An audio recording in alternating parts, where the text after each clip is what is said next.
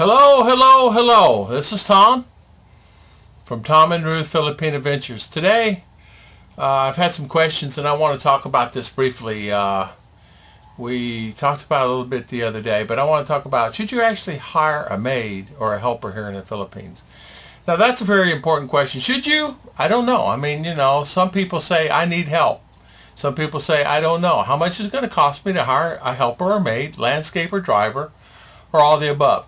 Now, these prices are going to be exactly where I live. So if you're living in a city, it's going to be more expensive, like Cebu, Manila, like that. Dumaguete, it's going to be more expensive. But then again, too, it depends on who you hire, of course. Most importantly, more than anything else, in this video is make sure you do your due diligence. And what I mean by that is make sure you find out who the person is, where they're coming from, if they're family and not. And of course, it's hard to find somebody that's honest. So be prepared. You may end up going through 2, 3, 4 people before you actually find someone that's really honest and secure and someone you can trust. But here's some points and ideas. So sometimes you just need a little help. And just maybe cooking, cleaning, yard work, landscaping, part-time driver, pick up items from the supermarket, maybe make an errand, something like that. Say, for instance, you have a problem in your yard. Maybe something needs to be fixed, where you can actually hire a guy. It could be a part-time driver, or it could be a part-time helper in the yard, make sure the yard's taken care of, and things like that. Your car's clean, your car's washed, maintained, and maybe you need for him to run to town to get some pieces, parts for something. I mean, you and I know we're always needing something, right? Or something that you need to pay a bill. Here's the money, here's the bill, bring me back the change. Something like that. You can actually have them do that for you. So there are many advantages by doing that. Now, in my area, prices will vary a little, but not really too much. So sometimes too, when you hire someone, they'll have a cousin, brother, sister that want to come to work for you. But right in my area right now, if you want to hire a person to help you cook and clean, a lady, you could actually hire someone anywhere from $30 a month to $50 and up. But the up is very rare. And what I mean by that, you can actually hire somebody $40, $50 a month that live in 6 to 7 days a week, depending 8 to 10, 12 hours a day, 14, 15 hours a day. But you furnish them a room, furnish them food, take care of them, and they will take care of you, hopefully, right?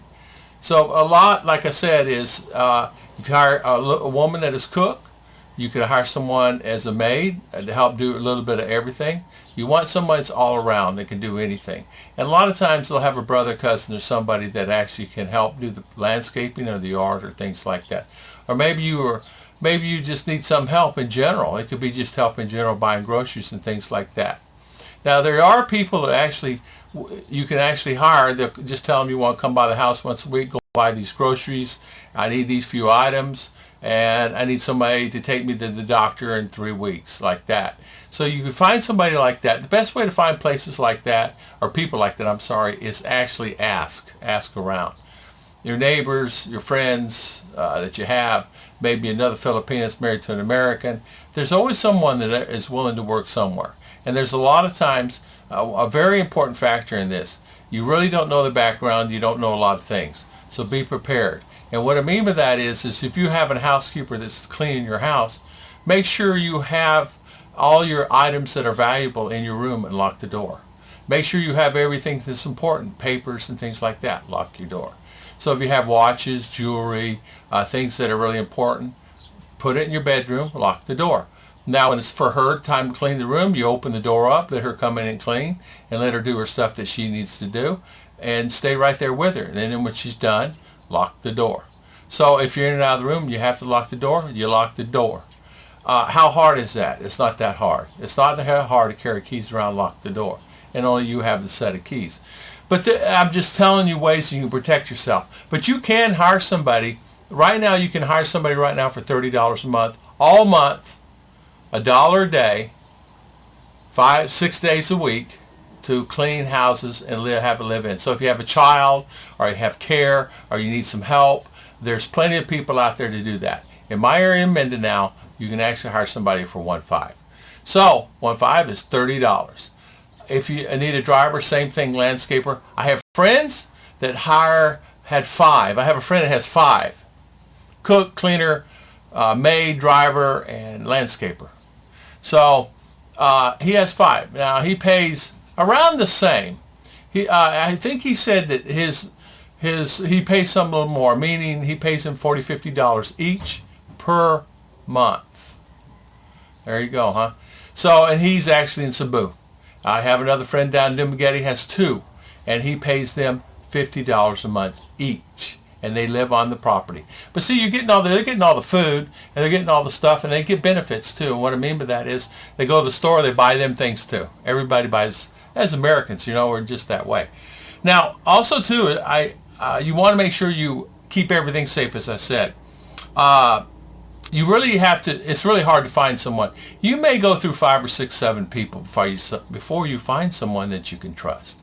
That's going to be the hardest thing. How do you find someone to trust? I don't know. It's no different than anywhere else in the world. You're going to have a problem.